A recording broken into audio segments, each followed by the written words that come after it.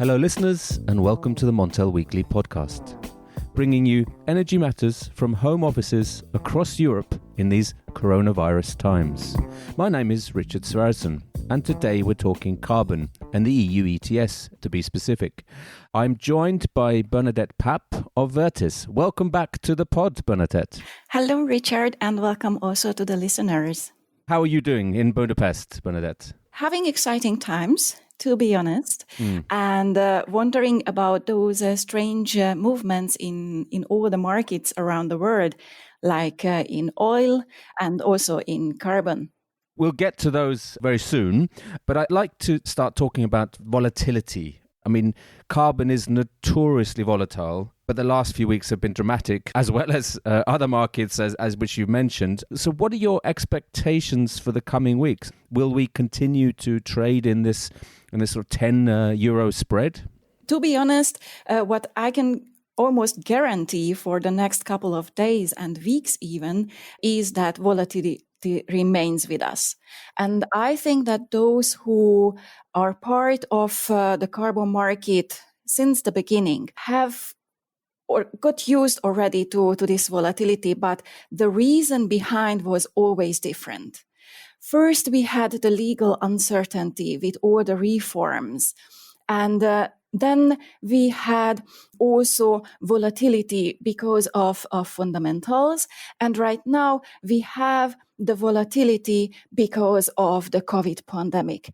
There are different reasons, but you can see that due to the fact maybe that it is still a relatively small market compared to bond market or FX or even stock markets, it is very sensitive in a sense that even one news, or like we have seen it in the past, one tweet can increase the volatility in this market. So you expect this volatility to continue, but if we can return to the current prices over, say, the last few days. Yes. Is it all about France now? EDF has announced that its output, that nuclear output will be far reduced this year. And next year even as well, possibly. And it's also revised up its maintenance schedule. So is the carbon price reacting to this because of expectations that gas will come in, even some coal, to replace the lost nuclear production? To me, it seems that the news about EDF and the announcements, actually the company made 2 announcements within 2 weeks, all signaling that nuclear capacity would be reduced. And there is a market assumption that the capacities would be replaced by some kind of fossil fuel, either gas or coal, either within France or imported from other countries, like, for example, Germany. However, what was surprising to me, actually, that even before the announcements from EDF, the carbon market was definitely resilient. And I was also looking to that and why this might have happened. And I have several assumptions, actually. First of all, we should not forget that we are in the last days of compliance. Actually, there is 1 week left for compliance entities to purchase allowances. In the last couple of days, this might have been one of the reasons that supported the price. On the other hand, there is also, let's say, a little bit brighter outlook for the next months by governments announcing lifting lockdown measures, step by step, of course. So I'm definitely sure that we won't just get back to the factories, open the doors, and everybody just restarts working like we did, let's say, at the end of February, so before the lockdown measures. But data provided by energy providers, by power providers, already signal that the economy is coming back step by step. For example, what we have seen in the last couple of days is that Germany and Italy already increased their power demand. In France and Spain, power demand is still stagnating. Of course, this is valid if we compare the data, let's say, to March. In a year-on-year comparison, we still see lower power demand in these countries.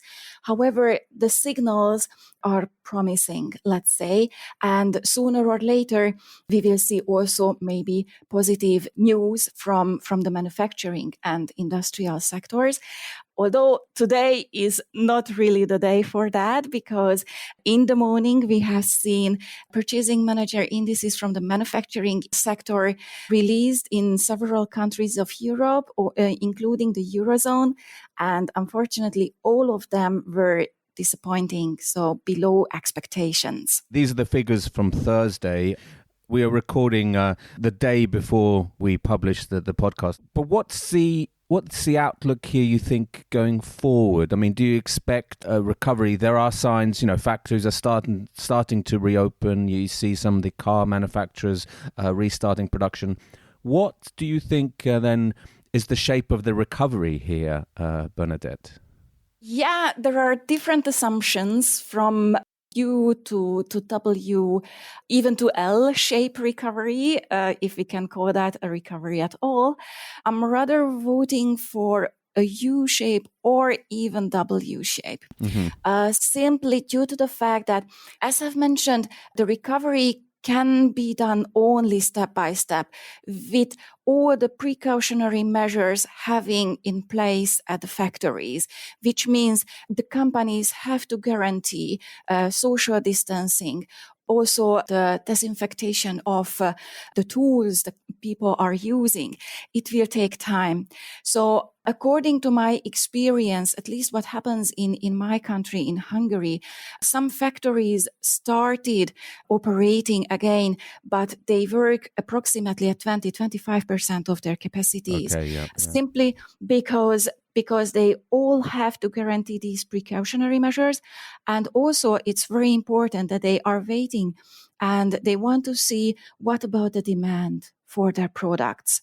This is a huge uncertainty at the moment because we have seen all those announcements from the governments. They would like to keep the jobs, they support the companies. But what about the demand side of the market? Will there be a demand for those products, or do people get more cautious and do not consume that much in the future? This is still something that we do not know. Also, what causes a big uncertainty that due to the fact that we still do not have the vaccine, there can be a second wave of the virus at any time. And this is why I think that a V-shaped recovery is really unlikely.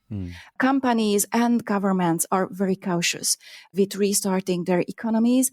And this is the main reason I'm afraid they all would like to avoid a second wave of the pandemic. Absolutely. I mean, those are the key issues here from the industrial side, Bernadett. But if we return to the carbon market, what are your expectations for prices this year? I mean, we've gone down to 14. We've been up, around 24, 25. What's your expectations for prices for the months ahead? Yeah. If you ask for my opinion, I would say that carbon price is around 14, 15 euros. So the fall towards those levels was overdone, in my opinion.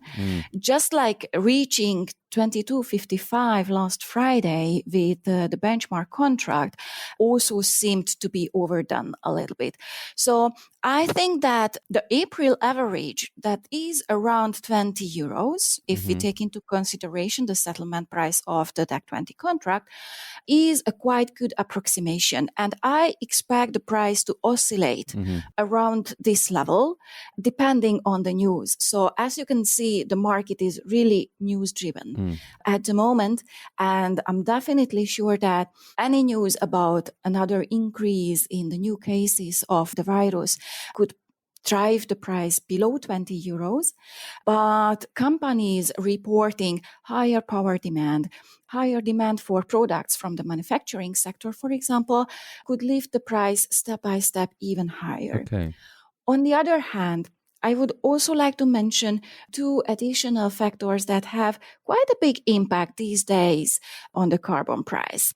One is the long-term outlook. And I think that this also explains why the price didn't fall, let's say, even below 14 euros in the big panic, in the big sell-off.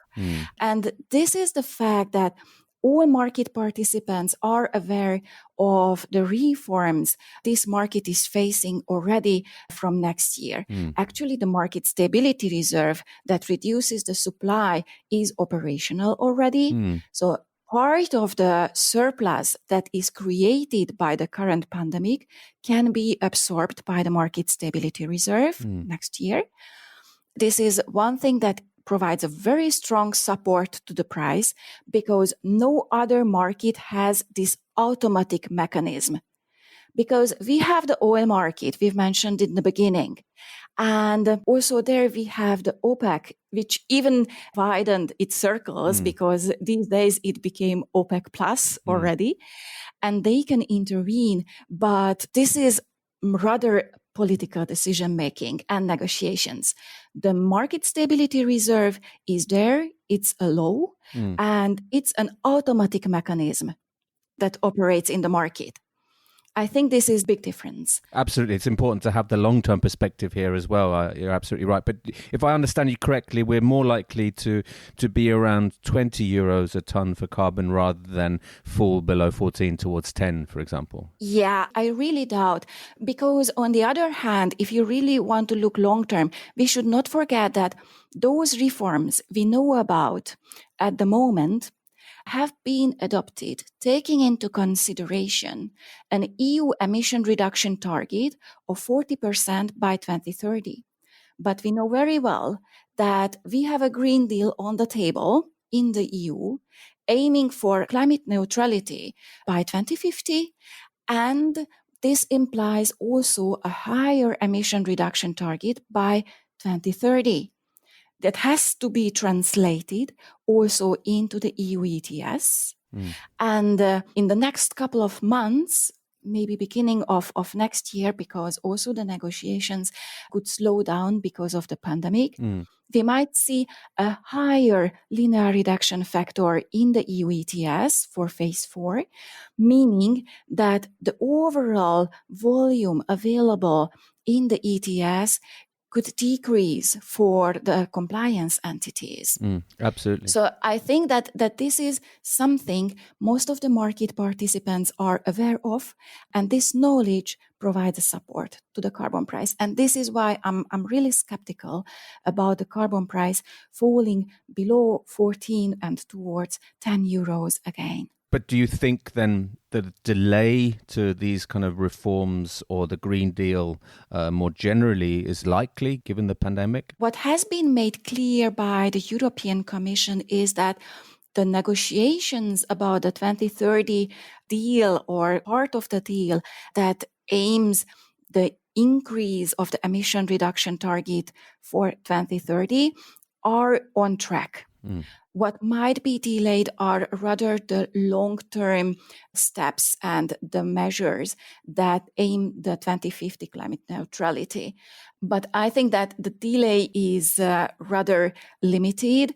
And what we have seen in the carbon market also in the past was that the market tends to price in upcoming reforms or negotiated reforms already before they get adopted. Absolutely. So if we stick to the policy issues here, what do you make of noises coming from certain Eastern European countries, Estonia, Poland, even the Czech Republic, calling for potentially a suspension of the ETS, or even some of these countries are threatening to draw back from the ETS. What do you make of these? Can we take them seriously? I wouldn't take it seriously, to be honest. So this is an EU system. And of course, if one country or the other would like to withdraw from the system, it would need the approval of the other countries. So one country cannot just decide on its own about withdrawing from the system. What we have seen in the last couple of weeks, just due to the pandemic, that some countries have been not relaxing the rules, but being more tolerant, let's say, with their installations, with their compliance entities. For example, the German authority notified their installations that they will check one by one, case by case. For example, situations if companies were not able to report their verified emissions by the deadline. Also, if companies are not able to surrender the allowances by the compliance deadline, which is next Thursday, the 30th of April, then authorities now will check one by one why this happened. If the company has been heavily impacted by the pandemic, then I think that authorities can be more relaxed on the rules. We know that in theory, this €100 per each non-surrendered EUA fine would apply to the companies. Maybe local authorities can be a little bit more relaxed on punishing the installations. So there are tools that governments and countries can apply to alleviate the burden on their companies, but leaving the EU ETS is not an option, in my opinion. I think that's clear. There will be some leniency here with facilities and with companies. But do you expect, like, once we're kind of on the other side of this outbreak, do you think then that the focus will be on recovery? Do you think there's a danger that boosting the green transition or to decarbonize, the focus on decarbonization factors may fall by the wayside or go on the back burner?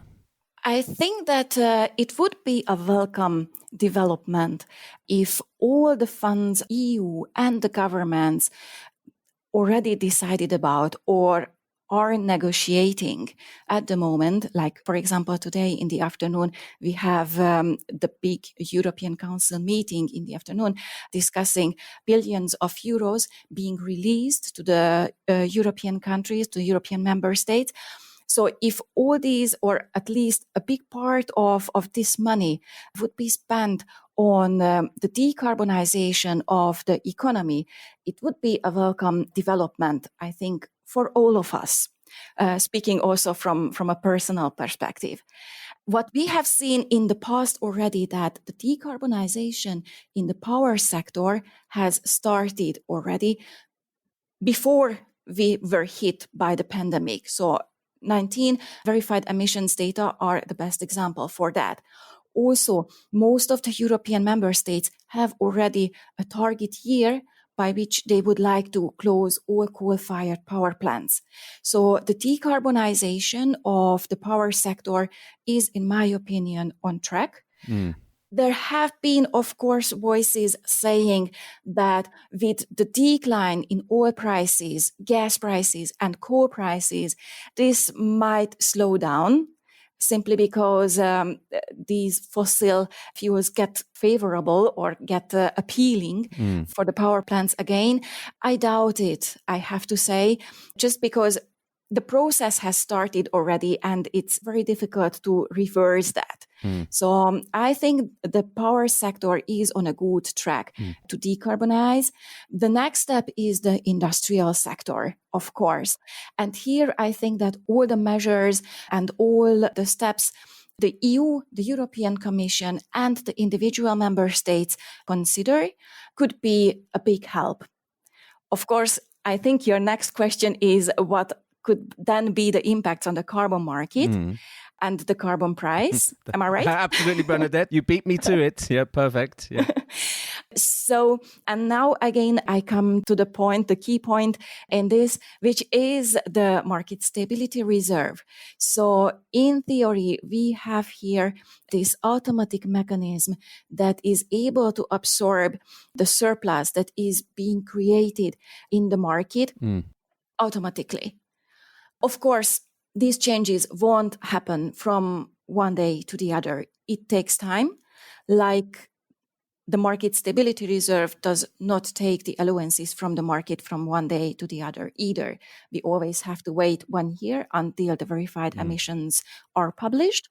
And the European Commission calculates the surplus figure, the total number of allowances in circulation, and then the volume, the market stability reserve absorbs from the auction volume is defined. So everything takes time, but it's a smooth process, and I think it should remain like that. Otherwise, absorbing allowances from the market from one day to the other might cause a shock to the market, and everybody would like to avoid sudden jumps in this market. Exactly. That's absolutely fair enough, Bernadett. I mean, if I just want to round up with a final question, talking about sudden jumps or sudden declines, a lot of that was driven by speculators. Do you think they will return to the market this year? There is a good possibility, because if the carbon stays volatile, volatility is something speculators really like, especially those. Maybe we can even differentiate between speculators who have a long-term view on the carbon market, and for them, for example, prices below 20 euros might be a good entry level if they really think long-term. And for those investing just short-term, volatility is always appealing. So I think they will be present in the carbon market also in the future. Perfect, Bernadett. I'm sure we'll return to these topics later in the year when we're maybe at the top end of the U or W-shaped recovery. But thank you very much for joining the Montel Weekly Podcast today. Thank you very much for having me, Richard.